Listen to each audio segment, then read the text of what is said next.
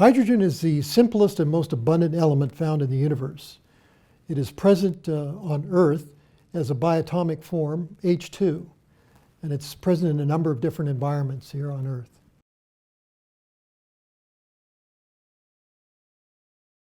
Well, primarily hydrogen is present as this bimolecular molecule. It is associated with a number of different environments. So it can be found, for example, in petroleum deposits. It can be found as a free hydrogen gas.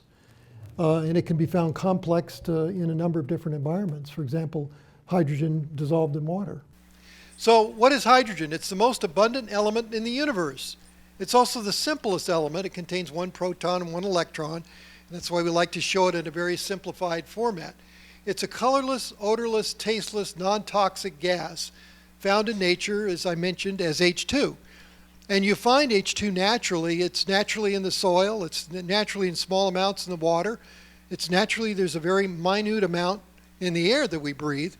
But you can find higher amounts, for example, in oil wells or in deposits at the bottom of the sea that have trapped hydrogen. So it is available on our Earth as H2. So we know it as H2. Turns out it's a powerful antioxidant, but not too powerful. And this was one of the principal findings that was made in Japan by Professor Ota.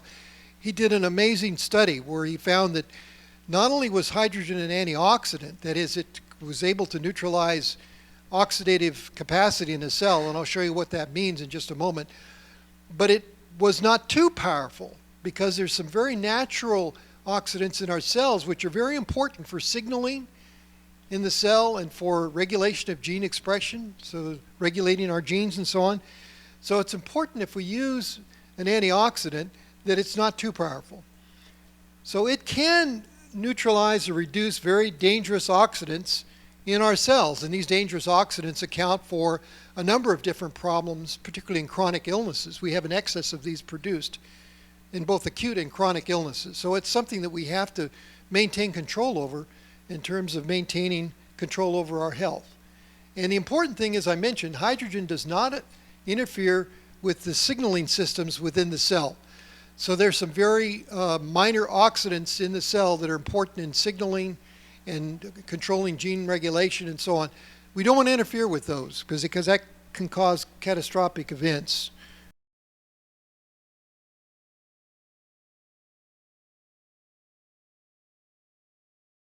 Well, we can take in hydrogen in a number of different ways. We can take it in as a gas, for example. We can take it in as a saline mix, or we can take it in as hydrogen-enriched water. Now, by far the simplest way to take in hydrogen is with hydrogen-enriched water, just by ingesting it, just by drinking.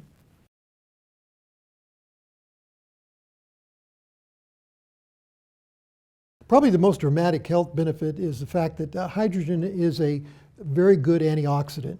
So during problems with our health, for example, or during aging, or during other situations, acute and chronic illnesses, we overproduce oxidants in our system. And hydrogen is a very effective way of reducing the effects of those oxidants. It's also a very strong anti-inflammatory agent. And so there are a number of different ways that hydrogen can benefit us in terms of our health.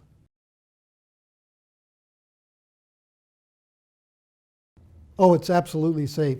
You know, one of the exciting properties of hydrogen, particularly in hydrogen-enriched water, is that it is extremely safe.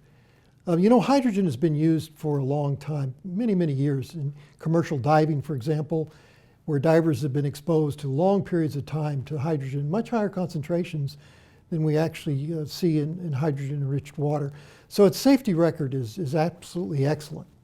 So hydrogen is extremely safe. You know, and this is one of the things that we can all say about hydrogen, is it is very, very, very, very, very, very, very safe. And in fact, before I went to college, I worked as a professional diver. And we actually used hydrogen in our gas mixtures for deep diving. And it's been used commercially in deep diving for many, many years, ever since the 1930s. They've been experimenting with different gas mixtures to prevent decompression sickness, or the bends, in professional divers who work for long periods of time at great depth. So hydrogen has been put in the mixture with helium and oxygen, mostly not only to delete out the oxygen, but also to provide other properties as well. And so one of the more popular mixtures for deep diving is a mixture of hydrogen, helium, and oxygen, removing completely the nitrogen. So obviously it's safe because of the use of hydrogen since the 30s in a high pressure environment. So the partial pressure of hydrogen is much, much higher than it is in ambient use. And so if it had any possibility of causing harm, we would have known about it over the years from thousands and thousands of professional divers that have used hydrogen in the mixtures of gas. So its safety record is well documented in gas mixtures, and there's been no safety issues in all these years. It's extremely safe when used in water, like hydrogen water. And of course, here we have hydrogen water. And has there ever been a case of damage of anybody from hydrogen water? No. It's very, very safe. And I think that's another thing that you can brag about with hydrogen water. It is completely safe to use, completely safe to consume, and so on. Well, research into hydrogen has been ongoing for a number of years, but I think the most interesting discovery was made in Japan by Professor Ota in Tokyo, where they actually found that hydrogen was an excellent antioxidant. And from those studies on, we and other people have been investigating the role of hydrogen, not only as an antioxidant, but as an anti-inflammatory agent. Inflammation and autoimmunity. Now, one of the things that hydrogen could do is reduce inflammation. And so there are a number of diseases associated with it. I've just listed a few examples here. Inflammatory bowel diseases, inflammatory muscle diseases, arteriosclerosis, for example. The list goes on and on. But hydrogen can be useful in reducing inflammation. So as a general health property, it can reduce inflammation. And there's some other autoimmune diseases that have inflammation as an aspect of the disease, like rheumatoid arthritis, sarcoidosis, and so on, multiple sclerosis. All these are very debilitating diseases. And what we want to do is help provide healthy cells and tissues. And that's what hydrogen helps to do. In inflammation, for example, one of the things that happens in inflammation is that cells, immune cells that are in the blood, receive signals from a wound site, and they respond to those signals, and they invade out of the blood vessel, and they normally elicit a response to that wounding environment, and they produce what are known as inflammatory cytokines. And these inflammatory cytokines are just signals.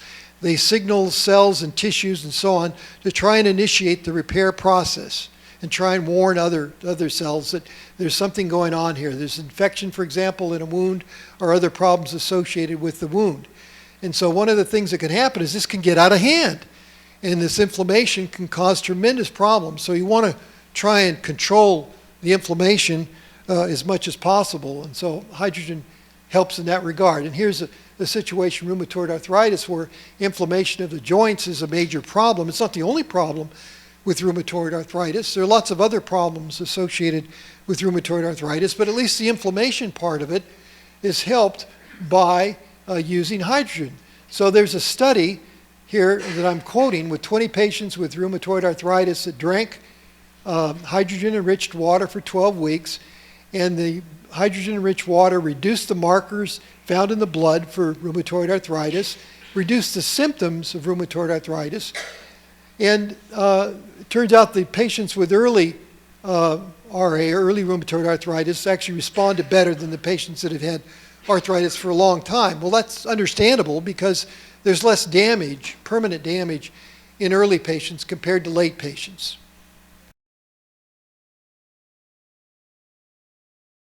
You know, hydrogen has this very natural property where it can dissolve into and move across cell membranes. And of course, cell membranes separate every cell in our body. And even the central nervous system, which is separated by the blood-brain barrier, hydrogen can penetrate that. So essentially, hydrogen can get into any compartment within our body.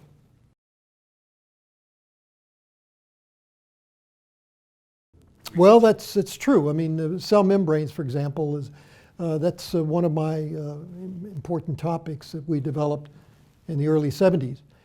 But I must say that hydrogen is a very, very interesting molecule in terms of its ability to penetrate not only into cells, but into the organelles inside cells and passing through various membranes. And therefore, it can virtually go everywhere in your body. And I think that's important for its health benefits.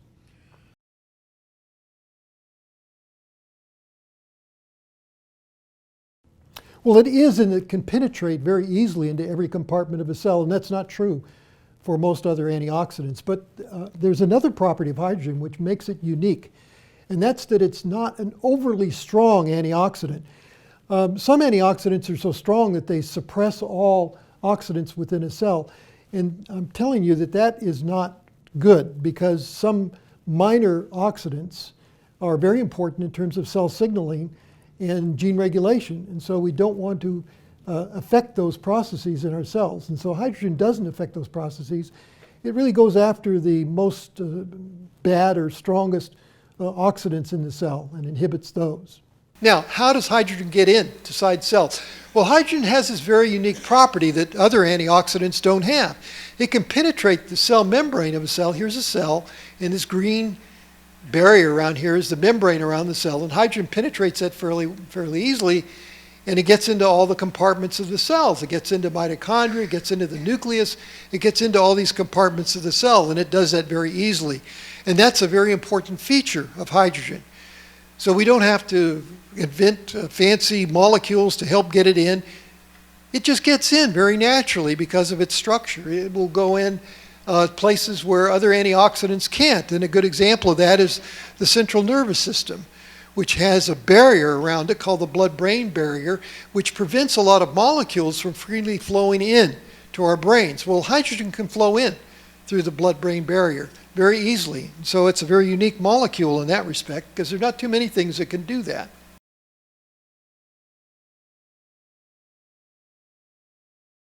Our tap water contains a variety of different chemicals, for example. They contain chlorine and a number of other components.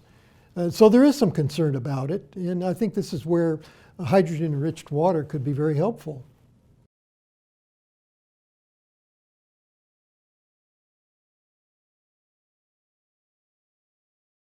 I think some of the studies that are being planned, which are studies involving hydrogen-enriched water and its role in anti-aging and its role in exercise performance, for example, are very exciting, and I look forward to doing those studies.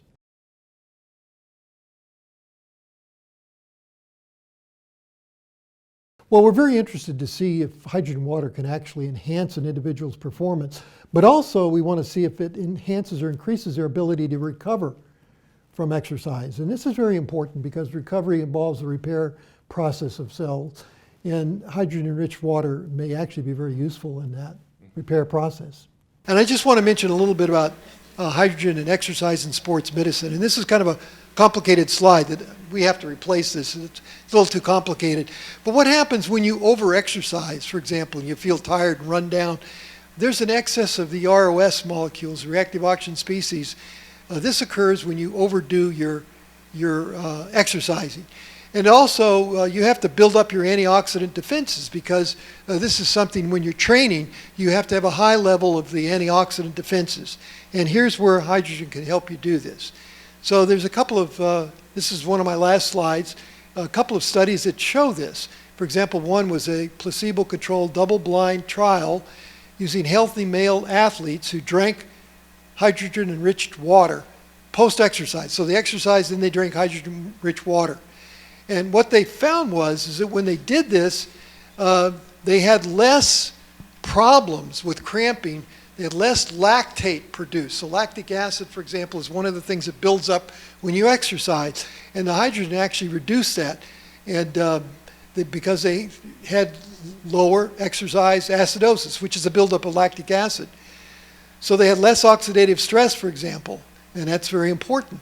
And there was another placebo-controlled trial using injured male athletes who took hydrogen, in this case hydrogen tablets. And what they found was that they had faster return from their injuries if they took hydrogen, for example. So it's actually important in helping repair after injury occurs.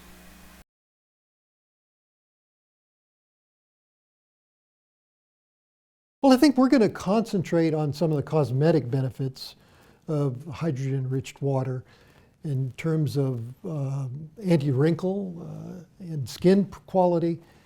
And that's one area that we're very interested in. But there's some other anti-aging effects as well. And we'll have to go into those in more detail later. Now let's talk a little bit about skin and aging, because as we age, we all know that our skin gets damaged. And it's mainly because of the radiation that on the skin, and also the other things that can do that are chemicals that, in the water and everything that you treat your skin with, in the air, for example, from smog and other things. So your skin is your outer barrier, and it gets really treated very badly environmentally. And so we need to do something about that. And hydrogen water turns out to be very good for protecting the skin, protecting not only against the damage of ultraviolet radiation, which can damage it and cause an increase in these bad ROS again, causing all kinds of damage, or in the case of chemicals, can do the same thing. And without going into detail, this is probably a little more detail than necessary, but the important thing is that we have to maintain the antioxidant systems in the skin in order to prevent aging from occurring, particularly premature aging.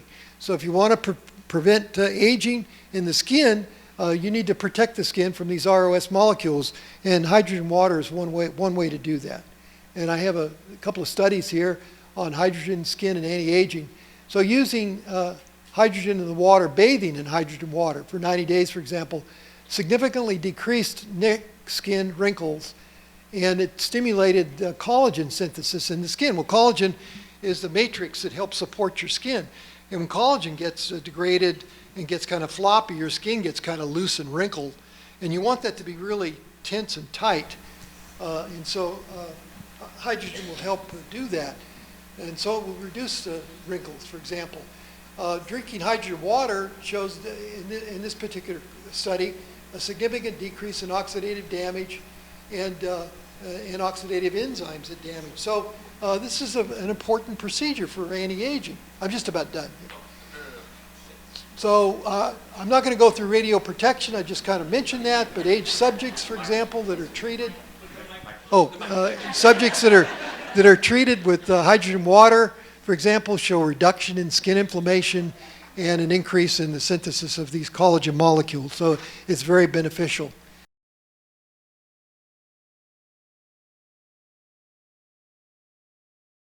Our hydrogen-enriched water comes from Japan. They're the only manufacturers of hydrogen-enriched water that are suitable for our studies.